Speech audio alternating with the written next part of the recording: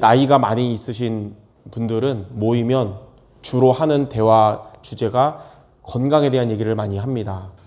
근데 저는 아직 젊다고 생각 들어서 그런지, 또 제 주위의 친구 목사님들도 그렇다고 생각하는지 건강 얘기는 거의 안 하는 것 같아요. 예. 근데 얼마 전에 이제 원로 목사님 이제 수술하시고, 또 신장로님 다치시고, 거기까지도 괜찮은데 제 와이프 또 다치고, 그래서 이게 시대적 메시지고 우리 교회 메시지구나. 그때부터 이제 제일 마음에 생각났던 성경 구절이 오늘 읽었던 말라기 4장 2절 말씀이었습니다. 그래서 그때부터 지금 가깝게는 다친 분들, 또 성도들 건강 놓고 말라기 4장 2절 말씀을 붙잡고 기도했었어요. 오늘 이 시간을 통해 말라기 4장 2절 말씀이 성도 여러분들에게 잘 박힌 모처럼 마음에 담기는 시간 되고, 또 말씀이 살아서 여러분의 혼과 영과 관절 골수를 치유하는 시간이 모두 되어서 우리 성도들 모두가 건강한 성도들 되기를 소망하는 마음으로 말씀을 전하고자 합니다.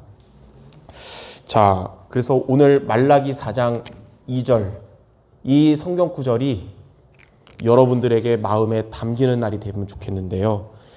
그러기 위해서는 크게 성경에 나온 이 본문의 세 가지의 단어를 우리가 붙잡아야겠습니다. 첫 번째 단어는 성경에 뭐라 했냐면, 내 이름을 경외하는 너희에게는 공의로운 해가 떠오른다 그랬어요. 자, 공의로운 해가 떠올라서 그랬거든요. 공의로운 해가 무엇인지를 여러분이 붙잡아야 되고, 두 번째는 이 공의로운 해가 치료하는 광선을 비추리니 그랬어요. 공의로운 해가 떠올라서 이 해가 치료하는 광선을 여러분에게 비추리니. 그러면 이 광선을 맞으면 어떻게 되냐? 너희가 나가서 외양간에서 나온 송아지와 같이 뛰리라. 이 세 가지 단어를 여러분이 붙잡아야겠습니다. 그러면 먼저 첫 번째로 이 공의로운 해가 무엇이냐? 성경 주석 여러분들을 봤는데 다 똑같이 말합니다. 공의로운 해가 뭐냐면 바로 그리스도라고 말하고 있습니다. 공의로운 해가 바로 그리스도예요. 그래서 우리는 먼저 그리스도가 어떤 분인지 알고 믿어야 됩니다. 그럼 그리스도가 어떤 분이냐? 인생의 근본 문제를 완전히 해결하신 비밀이에요. 크게 세 가지로 말할 수 있습니다. 첫 번째, 요한복음 8장 44절. 하나님을 만나지 못한 자는 어떤 자냐? 너희는 너희 아비 마귀에게서 났으니. 하나님을 만나지 못한 자는 신분이 하나님의 자녀가 아니라 마귀의 자녀인 거예요. 그런데 그리스도가 어떤 분이시냐? 마귀의 자녀가 돼서 마귀에게 눌린 인생을 살았던 우리의 이 마귀의 권세를 완전히 박살내시고 우리를 마귀로부터 건져내신 겁니다. 요한일서 3장 8절에 보니까 하나님의 아들이 나타나신 것은 마귀의 일을 멸하심이라. 그리스도가 오셔서 이 마귀의 권세를 깨트리신 참 왕이 되신 겁니다. 이게 그리스도 첫 번째 의미예요. 자, 두 번째는 뭐냐? 근본 문제 두 번째는 로마서 3장 23절. 모든 사람이 죄를 범하였음에 하나님의 영광이 이르지 못했다 그랬어요. 하나님을 만나지 못한 모든 사람은 어떤 자냐? 죄 속에 있는 자입니다. 이 죄로 인해서 인생은 모두가 저주 속에, 또 재앙 속에, 죄의 삭슨 사망의 인생을 살 수밖에 없었는데요. 그리스도께서 오셔서 어떤 일 하셨냐면 로마서 8장 2절에 그리스도 예수 안에 있는 생명의 성령의 법이 죄와 사망의 법에서 너희를 해방하였음이라. 저와 여러분을 죄와 또 죄로부터 온 모든 저주와 재앙으로부터 해방해 주신 겁니다. 이게 바로 참 제사장이 되신 거예요. 자, 세 번째, 그리스도는 어떤 자냐? 에베소서 2장 1절에 보니까 하나님을 떠난 자를 보고 뭐라 했냐? 너희의 허물과 죄로 죽었던 너희라 그랬어요. 하나님을 떠난 저와 여러분은 죽은 자라는 거예요. 이렇게 살아있는데요? 영이 생명이신 하나님을 떠나기 때문에 죽은 영을 가진 거예요. 여러분 주변에 안 믿는 자들 많을 겁니다. 똑같이 사는 것 같지만 그들 안에는 예수님이 없으면 죽은 영이라는 거예요. 그런데 그리스도가 오셔서 요한복음 14장 6절에 예수께서 뭐라 그랬냐? 내가 곧 길이요 진리요 생명이니 나로 말미암지 않고는 아버지께로 올 자가 없느니라. 예수님이 저와 여러분에게 하나님을 만나는 길 대신 참 선지자가 되신 겁니다. 그래서 그리스도는 어떤 분이냐? 모든 문제의 원인인 마귀 자녀요 죄 가운데 하나님 떠났던 인간의 이 문제를 해결하신 참 왕 제사장 선지자 되신 분이십니다. 그래서 로마서 5장 8절에 보니까 우리가 아직 죄인 되었을 때, 그 말은 우리가 이 근본 문제 속에 있을 때 그리스도께서 우리를 위하여 죽으심으로 하나님께서 우리에게 대한 자기의 사랑을 확증하셨느니라. 하나님이 우리에게 주신 해답이 바로 그리스도인데요. 이 그리스도 대신 예수님이 이 땅에 오셔서 십자가에서 요한복음 19장 30절에 다 이루신 겁니다. 인생의 근본 문제가 해결되면 모든 문제가 해결되는 거예요. 이 그리스도를 우리가 요한복음 1장 12절 영접하는 자 곧 그 이름을 믿는 자들에게는 하나님의 자녀가 되는 권세를 주셨으니 우리가 이 그리스도 대신 예수님을 마음에 믿고 영접함으로 여러분은 하나님의 자녀가 된 것입니다. 그래서 이 그리스도가 공의로운 해입니다. 근데 이제 두 번째 보니까 치료하는 광선을 비추리니 이게 뭐냐면 공의로운 해 그리스도의 빛을 말합니다. 영육 간에 강건하려면 그리스도의 빛을 받아야 돼요. 우리가 살아가면서 햇빛 안 쬐고 살면 몸이 안 좋잖아요. 빛을 받아야 우리가 비타민도 있고 광합성이 살아난 것처럼 우리의 영혼은 그리스도의 빛을 받아야 됩니다. 이 그리스도의 빛이 어떤 빛이냐? 성경에 보니까 첫 번째 창세기 1장 3절에 창조의 빛입니다. 창세기 1장 2절에 보면 하나님이 이 빛이 있으라 하시기 전에 이 세상이 어떤 세상이었냐? 흑암과 혼돈과 공허한 세상이라고 성경에 나와 있어요. 어둡고 혼란하고 공허한 세상에 하나님이 창조의 빛을 비추니까 흑암, 혼돈, 공허가 사라진 것입니다. 그리스도의 빛이 비춰지기 전에 우리의 상태가 바로 흑암의 상태요, 혼란한 상태고 공허한 상태였어요. 근데 그리스도의 빛이 비춰지면서 그 어두움이 사라지고 창조의 빛이 임한 것입니다. 이런 그리스도의 빛이 여러분의 상태에도 비치기를 바랍니다. 두 번째 보니까 이사야 60장 1절 2절에 그리스도의 빛은 영광의 빛입니다. 세상이 어둡고 캄캄했는데 여호와의 영광이 너희 위에 임하였다 그랬어요. 그래서 이 빛을 비추면 캄캄함과 어둠이 떠나간다 그랬어요. 여러분의 현장에 흑암이 가득할지라도 그리스도의 빛이 여러분 위에 임하여 있습니다. 여러분이 그곳에 기도하는 마음으로 가기만 해도 흑암은 다 떠나갈 줄 믿습니다.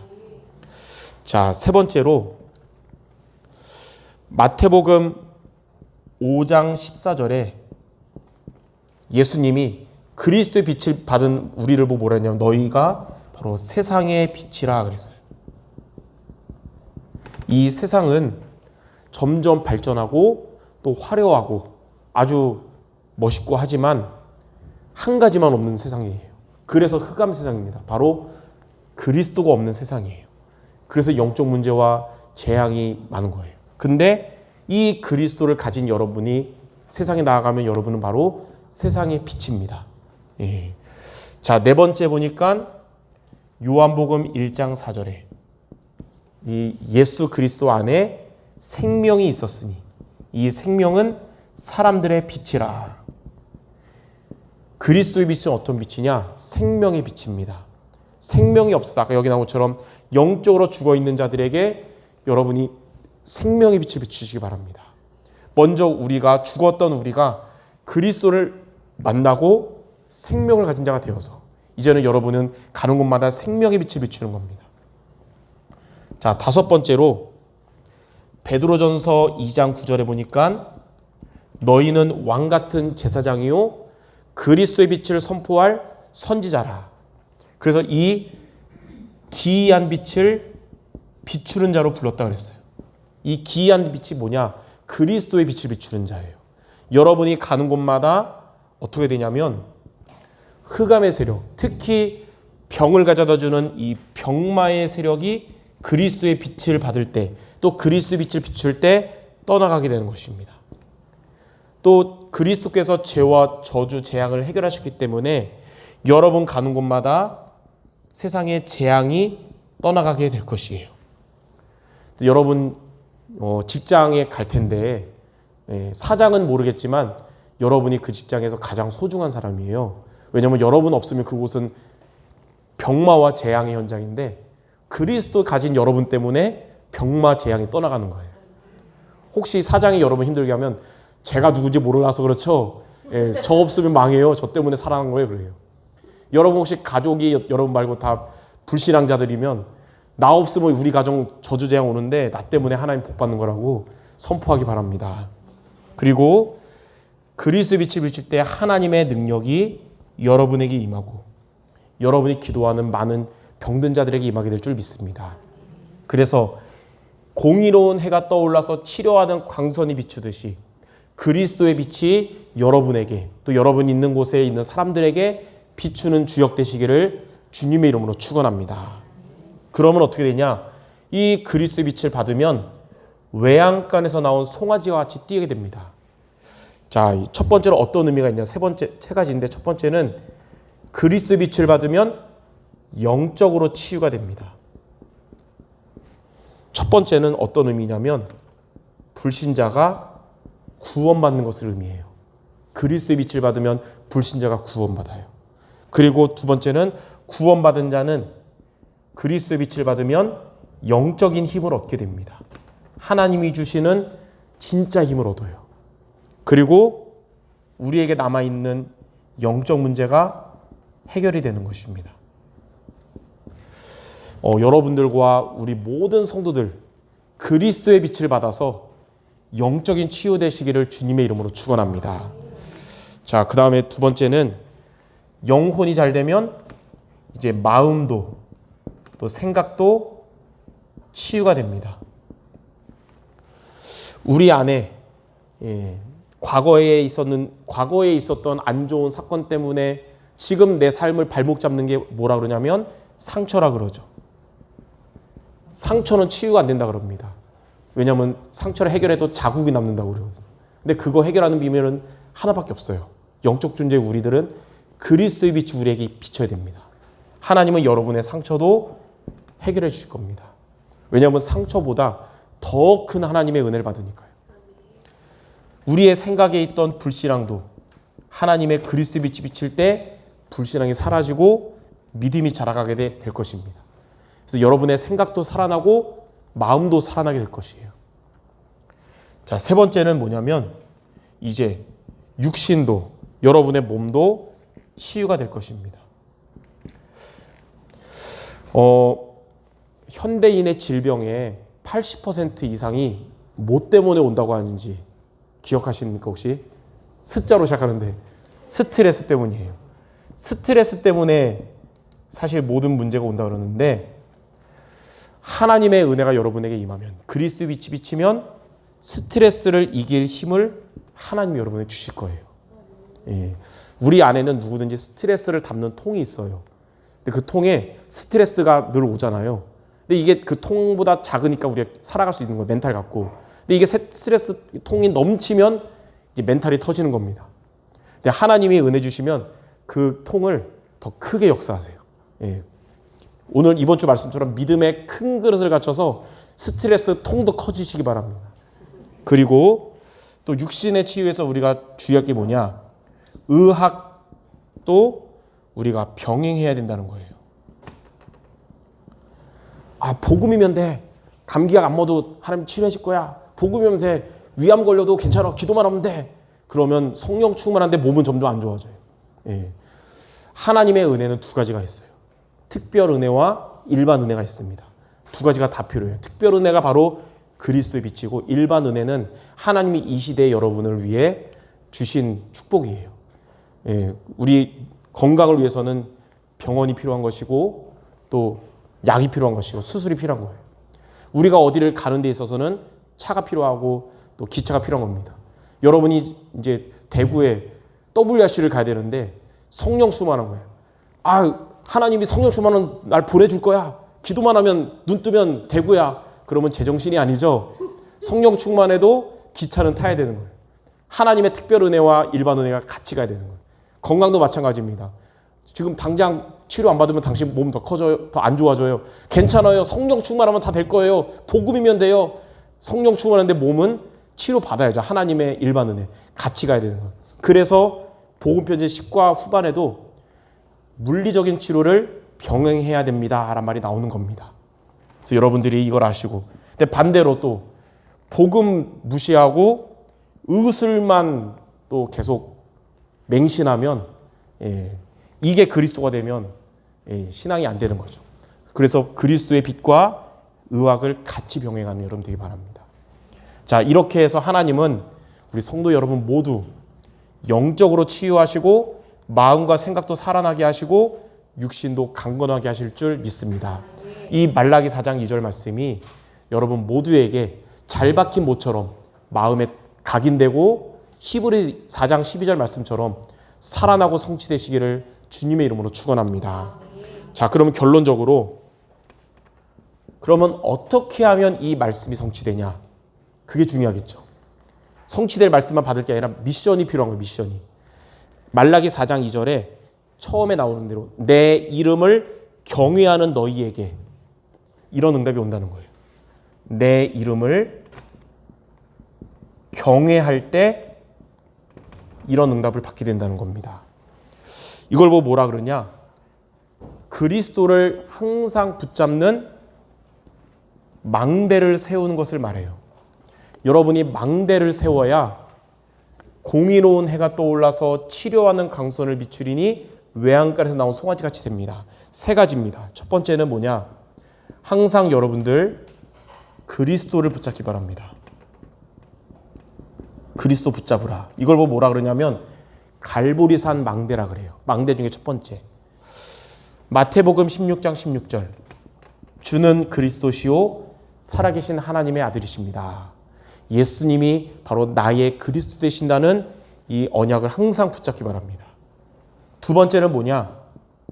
여러분들이 강단 말씀 따라가라. 이걸 보고 뭐라 그러냐면 감람산 망대를 세운다는 것이에요. 초대교회 성도들은 사도행전 1장 3절에 예수님의 마지막 강단이 감람산이었어요. 그 말씀을 붙잡고 기도하면서 초대교회가 시작됐고 그 이후로도 매주 사도행전 2장 42절에 사도의 가르침을 받으면서 인도받은 겁니다.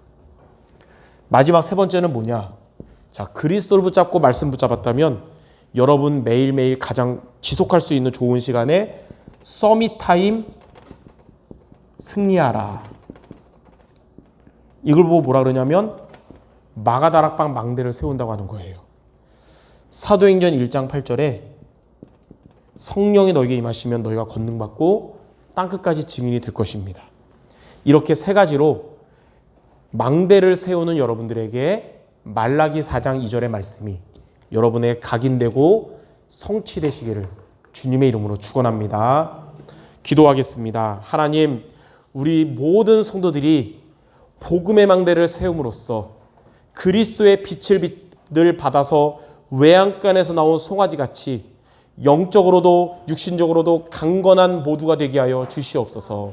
예수 그리스도 이름으로 기도드립니다. 아멘.